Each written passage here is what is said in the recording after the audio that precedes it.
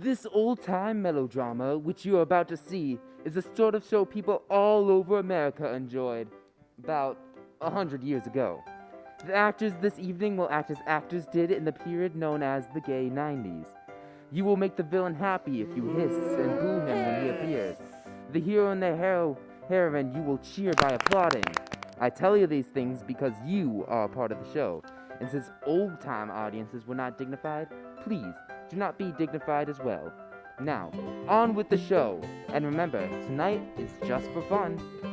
We start our lovely show in the living room of the Jones farmhouse. Clarence, the father, is sitting at the table working over bills, while his wife, Martha, is moving about straightening the furniture. Their lovely daughter, Caroline, is off in the corner practicing her embroidering. As they're all hard at work, Pansy enters from the kitchen.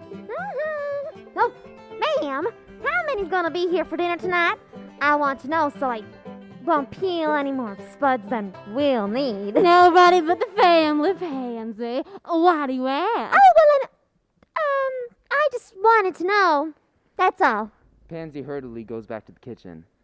God, Martha, even the hired help knows we are in dire circumstances. Oh, Pa! Through the whole world would condemn you as a failure. But Caroline and I know you have done only what you thought was right. Oh, Father, dear Father, I have faith in you. Mother has faith in you, haven't we, Mother dear? Yes, Caroline, we have indeed. Clarence, we will always stand by your side no matter what happens. Martha, good wife, I knew you would say that. And you too, my sweet Caroline. Oh, I never dreamed I would bring you to such this sad end. Oh, Father, it is not the end. Oh, if I had not invested all our money from the last harvest in that oil well, we would be able to pay off the mortgage. Now we only have 48 hours left in this home we came to when we were young. Oh, Clarence, there is still hope. Lawyer I am true said he would take good care of our money. Perhaps he may bring us good news yet. I still have those stocks hidden in my dresser drawer. Oh, I wish I had never seen those stocks. Oh, a pity that man is forever taken in by get-rich-quick schemes. And I am caught in the net with all the other poor fish. Oh, Father dear, soon William, my dearest love, will be here. He will help us. He will think of some way out of our trouble. Oh, dear, kind William. As Caroline hears the knock at the door, she runs over and admits her fiancé, William. Oh, here's dear William, Mother and Father. Welcome, William. You find us a troubled family indeed. Oh, I came as soon as Sam brought me your note, Caroline. Oh, to help you I would give my all. But alas, I can think of nothing. As he enters, Sam quickly follows behind him, accompanied by Murdoch, the sleazy businessman twirling his mustache. Here is Mr. Murdoch, folks. I told him the mortgage wasn't due yet, but he said he wanted to see you anyhow. Murdoch, could you please let us have our last hours in our old home in peace? I am a man of honor. You shall have the money to pay off the mortgage, or the farm is yours. You wrong me, Mr. Jones. I cannot throw your little family out into the cold. I am gentle and tender-hearted. No, Mr. Jones, you may keep your home. I not like the looks of this Murdoch. Oh, Mr. Murdoch, you are so good, so kind. I knew people had wronged you. Oh, how can we ever repay you for your kindness? There can be no talk of repayment among friends. But since you insist, there is a small thing, just a token. They are not worth the paper they are printed on, but I'll take that worthless oil stock off your hands for you, and we'll call it square. You are welcome to it, and may it bring you better luck than it has me. Martha, get the stock from Mr. Murdoch. Wait! The time is not up for 48 hours. Keep the stock in your home until time is up. William is right, Pa. We still have 48 hours. All right, Mother, if you think it's best. In 48 hours, Murdoch, you may have the stock, and we will keep our home. I have urgent business elsewhere. I would like to have the stock now and be on my way. Since the stock is worthless, why are you in such a hurry? I smell a rat somewhere. Murdoch is taken aback. Sir, you insult the honor of a gentleman. William, this man has done us a great kindness. You must not insult him in my house. You were not able to help us, but he, out of the goodness of a noble heart, has shown us how to keep a roof over our heads in our old age. As Murdoch said, what do a few hours matter? Get the stock, Martha. No, Pa! I have faith in William. The stock must have my signature, and I say white. Foiled! Later that evening, Pansy's in the living room, dusting furniture and overall helping with the house. She's singing a song to herself while doing this. Well, she's more dancing instead of dusting, but that's beside the point. As William enters the room stealthily, he tries to get her attention. Pansy, are you alone? Is there anyone else about? Mr. William, you sure surprised me.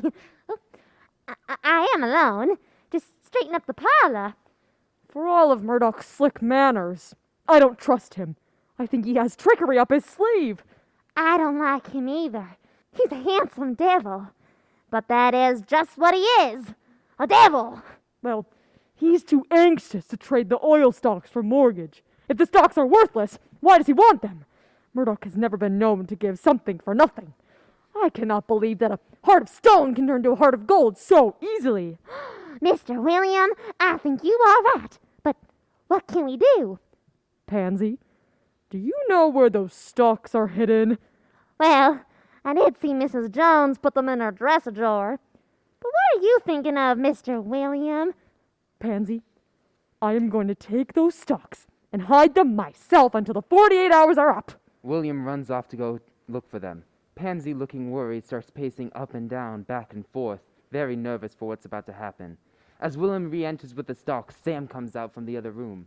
Why, Mr. William, I thought you had gone home long ago. What are you doing coming out of Mr. Jones's bedroom? Mr. William, you can trust Sam. You can tell him anything, and maybe he can help us. Well, I didn't trust that Murdoch. So I've taken the stocks until 48 hours have passed because I fear foul play. You can be sure I won't tell. I don't like the looks of that city slicker either. The stocks are safe here. I substituted blank papers for these. We better clear out of here before anyone finds us. Pansy turns off the lamp and quickly brushes aside the vases she recently broke as they all exit. Murdoch then enters the room very stealthily and starts searching and then looks towards the audience. They would not be so foolish as to hide them in here. I will search the next room. The old lady said her signature was needed. Ha ha ha! I have signed many names to many other things. He slowly goes up towards the other room and then re-enters very soon with an envelope and a look of triumph over his face. The fools! Right in the top drawer. The envelope is marked greasy oil stocks. He quickly opens the envelope and finds a blank sheet of paper. Oh, foiled again! The very next day in the living room, Clarence, Martha, and Caroline are all sitting around the table. Caroline is trying to lighten the mood by arranging flowers in the vase. My, what beautiful posies. And they came out of our own garden, too. Aren't they lovely, Mother dear? Oh, yes, Caroline. And to think, these may be the last flowers we shall pick from our own little garden. Now, Mother, all will be well. That kind and unselfish gentleman, Mr. Murdoch, will let us keep our home. All we have to do is turn that worthless stock over to him. Oh, he is a fine man who has been greatly wronged. I have always had such faith in my William, but how he has misjudged Mr. Murdoch. As they hear the knock at the door, Martha quickly wipes away her tears and goes to admit a smirking Murdoch. Good day, good day. And how is the happy little family this afternoon? I came today because I find I must leave town. Business, you know. I have the mortgage with me, and if you will give me the stocks, it is yours. Oh, but there are 24 hours left. William said we must wait. Bah! That callow youth. What does he know of business? The deal must be made here and now, or I shall withdraw my generous offer. What say you, Jones? Is it give up the stock in a cozy home today, or keep the stock and a bed in the street tomorrow? Oh, Martha, there is nothing else to do. Get the stock from Mr. Murdoch. Yes, Pa. I can say waiting would gain us nothing. Martha walks away to retrieve the stock. Mr. Murdoch, why do you want this worthless stock? You will gain nothing from it. My dear, beautiful child, I want it for sentimental reasons. Someday when I am old, I shall be able to take it out and look at it, and remember that once I was able to save a home for some old people. Yes, and keep a roof over their head of their lovely daughter. I will then know that I have not lived a life in vain. Murdoch bows at his very sentimental reasons. Oh, what a beautiful sentiment.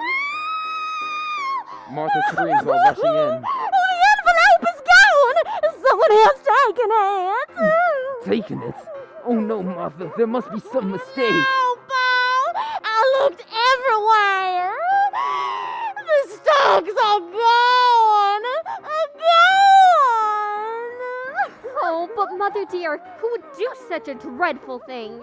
The servants, perhaps. I thought that Sam had a shifty eye. Sir, our hired man and our hired girl have been with us for years. I trust them completely. However, we will see what they have to say. Pansy! Pansy! Pansy offstage yells from the other room. Mr. Clarence, coming as fast as I can. Sam enters with her. Sam and I have, just been having coffee in the kitchen. Is something wrong? A most terrible thing has happened, Pansy. The stocks are gone. Oh, the stocks, sir. Oh, what stocks, Mr. Clarence? The only stocks we have, the oil stocks. The oil stocks. Oh, they'll probably show up. I must be getting back to the kitchen now. Pansy quickly tries to go off to the kitchen. Stay, my crafty one. Methinks you know more about this than meets the eye. And you! What do you know, my man? Me? I don't know anything. I don't know a thing about those stocks. I wasn't here when those stocks were taken last night. Was I, Pansy? Sam, you fool! Aha! So you have a viper in your home, Jones. What did you do with those stocks, Sam? Where are they now? Sam, if you know where they are, speak up now before it's forever too late. Please, Mr. Jones, don't ask me. Sam didn't do it. Sam never took anything. Pansy, do you know who took the stocks? Are you shielding someone? Answer with the truth, Pansy. If those stocks are not recovered, I will be lost.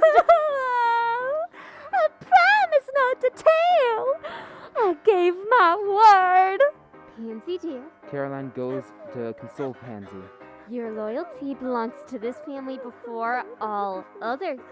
If you know, you must tell. Oh, but I promised, Miss Caroline. I promised him I wouldn't tell, and I can't go back on a promise to Mr. William. William! At this moment, William bursts through the door. Yes, William! Thanks for trying, Pansy. And you too, Sam. Caroline, you understand why I did it, didn't you? Caroline stares at William, obviously not understanding. Do I understand that you are the thief? You whom we have trusted and taken into the bosom of our family? Clarence looks very betrayed. I did it, Mr. Jones. For the good of all. I don't trust this Murdoch. Oh, Caroline, my sweet, tell me you believe me. Oh, William, how can you speak of trust when you have just betrayed us? How can you speak sweet words when you have just done such a foul deed? And where are the stocks now? What have you done with them? Murdoch is taken aback, trying to look sentimental again. It breaks my heart to see such a trusting little family betrayed. Where are they, I say? I shall not tell until tomorrow. They are in a safe place. Here is your ring, William. You have broken a maiden's tender heart. Go and never darken this doorway again. Fine. I go. But someday you will understand. Someday you will want me back. As for you, Murdoch, you will not have the stocks. William bursts away from the home. Foiled again! Later that same day in the woods, William is pacing back and forth, frantically waiting for somebody, impatient. Jimmy then runs in, followed by lawyer I Am True. I brought him, Mr. William! Just like you said to do. Thank heaven. Lawyer True, you have come at last. You find me in great trouble indeed. I left everything to come to you when Jimmy said, I should keep this rendezvous with you here in the woods. William, my boy, what is this all about? Do you remember the oil stocks which you bought for Clarence Jones? Yes, I know the ones you mean. In fact, this very morning, just as Jimmy delivered your note to me, my stockbroker was trying to tell me something about those greasy oil stocks. I told him to meet me later, and I dashed out of my office to meet you here. What about the stock, William? We live on a ranch.